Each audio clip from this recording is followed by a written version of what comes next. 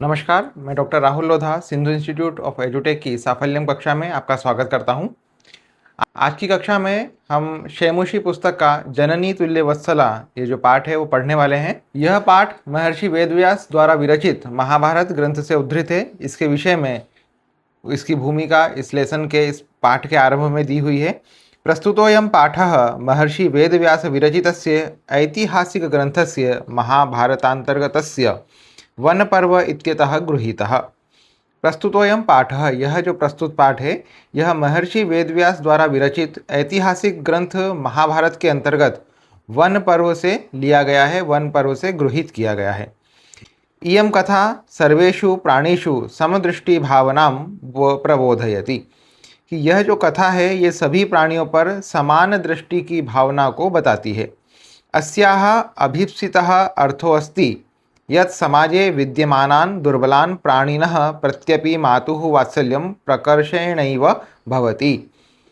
अस्याः अभीप्सितः अर्थः, इस कथा का जो अभीप्सित जो इच्छित अर्थ है वो इस प्रकार है कि समाज में विद्यमान, समाज में रहने वाले दुर्बलान प्राणिनः, जो दुर्बल प्राणी हैं उनको भी, उनके प्रति भी मातुः, माता का वात्सल्य प्रकर्षेणैव भवति, प्रकर्ष ही होता है, अत्यधिक ही होता है।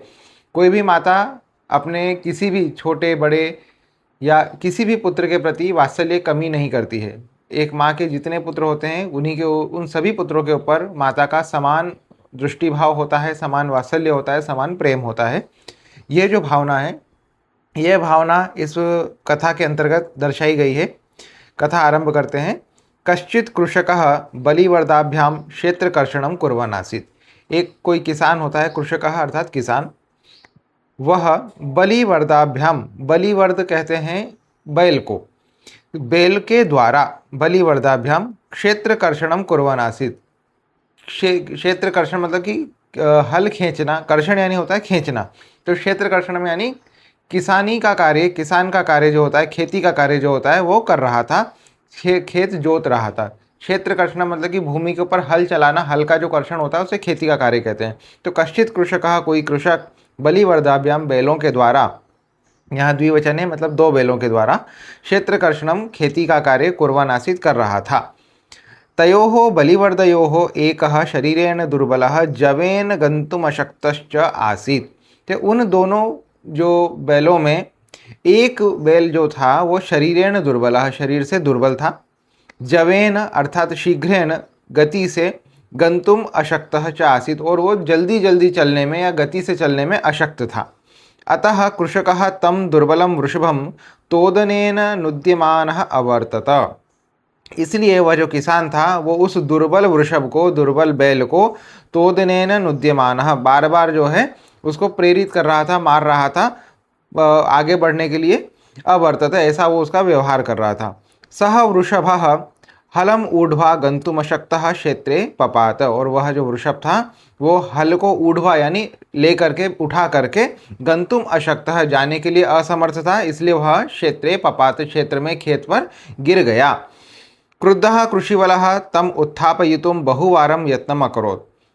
जैसे ही बैल गिरा उससे किसान को जो है क्रोध आया, तो वह क्रुद्ध कृषिवल, कृषिवल का मतलब ही किसान होता है, तो वह क्रोधित हुआ कृषिवल, क्रोधित किसान, तम अर्थात उस गिरे हुए बैल को, उत्थापयितुम उठाने के लिए, बहुवारम यत्नम अकरोत्, बहुत बार उसने प्रयत्न किया, तथापि वृषः नोत्थितः, फिर भी जो वृषभ था, वो बैल था, दुर्बल जो बैल था, वो नहीं उठा।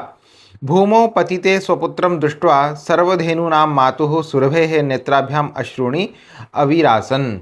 कि भूमि पर गिरे हुए, भूमौ पतिते स्वपुत्रम दृष्ट्वा, भूमि पर गिरे हुए अपने बेटे को, अपने पुत्र को देखकर, सर्वधेनुनाम मातुः, सभी धेनुओं की माता, सभी गोकुल की माता, सभी गायों की और बैलों की माता, सुरभेः सुरभि के, नेत्राभ्याम नेत्रों से, अश्रुणि विरासीन, अश्रु गिरने लगे, अश्रु टपकने लगे। सुरभेरियम अवस्थाम दृष्ट्वा सुराधिपः ताम अपृच्छत्। सुरभि की, सुरभि यहाँ पे गाय का नाम है। सुरभे है इमाम अवस्थाम दृष्ट्वा, सुरभि की इस अवस्था को देखकर, सुराधिपः, सुराधिपः अर्थात सुरों के अधिपति इंद्र, इंद्र ताम अपृच्छत्, उनको पूछे, उनको बोले, क्या बोले? अयि शुभे, हे शुभे, किम एवं रोदिषि, तुम क्यों रो रही हो? उच्यताम, बताइए। इति सा च, और वह बोलती है, वह बताती है। विनिपातो न वह कश्चित दृश्यते त्रिदशाधिप, अहम तो पुत्रम शोचामी तेन रोदिमी कौशिक। तो इस श्लोक के अंदर त्रिदशाधिप और कौशिक, ये जो दोनों संबोधन वाचक शब्द हैं, ये इंद्र के लिए प्रयोग हुए हैं। विनिपातो न वह कश्चित दृश्यते त्रिदशाधिपक, हे त्रिदशाधिप, हे इंद्र, वह अर्थात अस्माकम, हमारा, विनिपातः, हमारा पतन, हमारा नाश, न कश्चित दृश्यते, किसी को दिखाई नहीं देता है। बैलों के साथ बहुत दुर्व्यवहार किया जाता है, हमारे गोकुल के साथ, हमारे गायों के साथ बहुत दुर्व्यवहार किया जाता है कि हमारा जो पतन है, हमारा जो विनाश है, वो न कश्चित दृश्यते, वो किसी को दिखाई नहीं देता है। अहम तो पुत्रम शोचामी, मैं तो मेरे पुत्र के लिए शोक कर रही हूँ, पुत्र के लिए रो रही हूँ। तेन रोदिमी कौशिका, इसलिए मैं रुदन कार्य कर रही हूँ, इसलिए मैं रो रही हूँ। अहम तो पुत्रम शोचामी, मुझे मेरे पुत्र का शोक है, दुख है कि वो बेचारा पूरे ज़िंदगी भर हल चलाते चलाते चलाते चलाते खेत में गिर गया, लेकिन उसकी किसी को परवाह नहीं है। तो इस वजह से मुझे मेरे पुत्र का दुख हो रहा है। तेन रोदिमी, इसलिए मैं रो रही हूँ, हे कौशिक, मैं इसीलिए रो रही हूँ। भो वासव पुत्रस्य दैन्यम दृष्ट्वा अहम रोदिमी, यहाँ पे वासव शब्द जो है वो भी इंद्र के लिए आया कि हे वासव, पुत्रस्य दैन्य, पुत्र की दीनता को देखकर, दृष्टवा यानी देखकर, अहम रोदिमी, मैं रो रही हूँ। सह दीनः इति जानन्नपि कृषकः तम बहुधा पीड़यति, वह दीन है, वह दुखी है, वो पीड़ित है, वह दुर्बल है, ये जानते हुए भी, जानन्नपि यानी जानते हुए भी, कृषकः किसान, तम बहुधा पीड़यति, किसान उसको बहुत पीड़ा देता है। सह कृच्छ्रेण भारम उद्वहति, वो ये न के प्रकार बड़ी पीड़ा से, बहुत मुश्किल से वह भारम उद्वहति, भार उठा पाता है।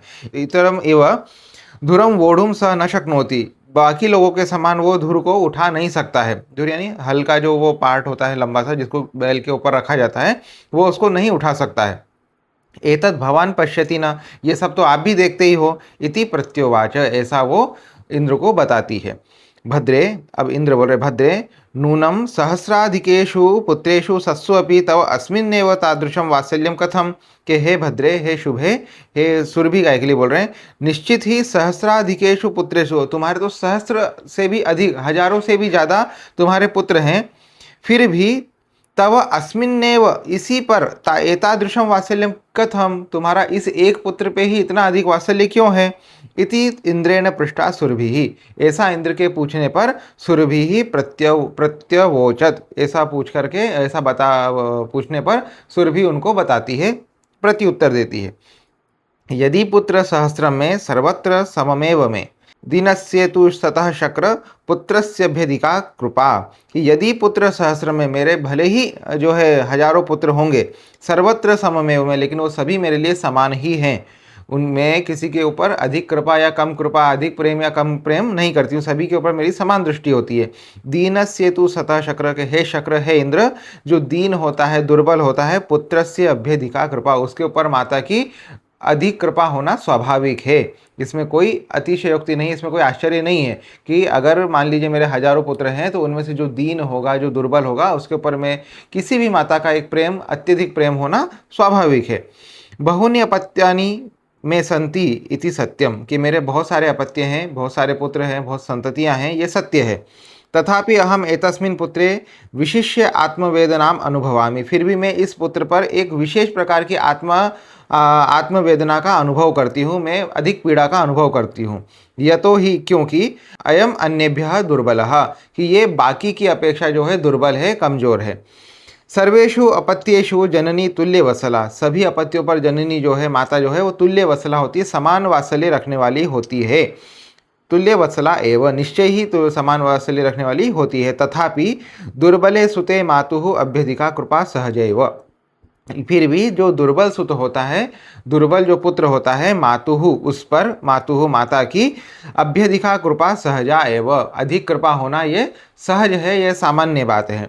इति सुरभि वचनम श्रुत्वा भृशं विस्मितस्य आखंडलस्य अपि हृदयम अद्रवत, सुरभि के वचनों को सुनकर भृशम यानी बहुत अधिक, विस्मित यानी आश्चर्यचकित होने वाले, आखंडलस्य, आखंडल का मतलब भी इंद्र है, इंद्रस्य अपि हृदयम अद्रवत, हृदय जो है द्रवित हो गया, इंद्र का भी हृदय पिघल गया। सच तामेवम असांत्वयत, वह उसको ही सांत्वना देते हुए बोलते हैं। कौन? इंद्र। गच्छ वत्से सर्वम भद्रम जायत, जाओ वत्स, सब कुछ तुम्हारा कल्याण ही होगा, सब उचित होगा। अचिरादेव चंडवातेन मेघरवैश्च सह प्रवर्षः समजायत। अचिरादेव, बहुत ही कम समय में, मतलब शीघ्र ही, चंडवातेन, शीघ्र यानी बहुत तेज प्रचंड हवा के द्वारा, मेघरवैश्च, मेघ की गड़गड़ाहट के द्वारा, सह यानी साथ में, प्रवर्षः समजायत, बारिश होना शुरू हो गई। मतलब बहुत तेज हवा के साथ और मेघों की गड़गड़ाहट के साथ बारिश शुरू हो गई। लोकानाम पश्यतामेव सर्वत्र जलोपप्लवः संजातः, लोगों के देखते देखते ही चारों तरफ जलोपप्लव, जलोपप्लव का मतलब होता है पानी का पूरा, पानी भर जाना। उपप्लव संजातः हो गया, चारों तरफ पानी भरने लगा। कृषकः हर्षातिरेकेण कर्षणं विमुखः सन् वृषभो नीत्वा गृहम् अगात, और वो किसान जो है हर्षातिरेकेण, बहुत अधिक प्रसन्नता के कारण, कर्षण विमुख, खेती से विमुख होकर के, खेती को छोड़ करके, वृषभो नीत्वा गृहम अगात, दोनों बैलों को लेकर के घर की ओर आ जाता है, घर को चले जाता है। अपत्येषु च सर्वेषु जननी तुल्यवत्सला पुत्रे दीने तु सा माता कृपार्द्र हृदया भवेत्। अपत्येषु च सर्वेषु, सभी अपत्यों में, अपत्यों पर, जननी तुल्य वत्सला, जननी यानी माता जो है वो समान वात्सल्य वाली होती है, समान प्रेम करने वाली होती है। पुत्रे दीने तु सा माता, और वही माता, अगर कोई पुत्र उसका दीन है, दुखी है, दुर्बल है, तो कृपार्द्र हृदया भवे, तो कृपा के कारण आर्द्र हृदय यानी पिघले हुए हृदय वाली हो जाती है। तो इस प्रकार से हमारा जो ये लेसन है अभी पूरा होता है। सिंधु इंस्टीट्यूट के साथ आप जुड़े रहें, साफल्यम कक्षा के साथ आप जुड़े रहें। संस्कृत की और भी अधिक जानकारी और बाकी सभी लेसन्स की जानकारी हम इसी प्रकार से आपके साथ साझा करेंगे। धन्यवाद।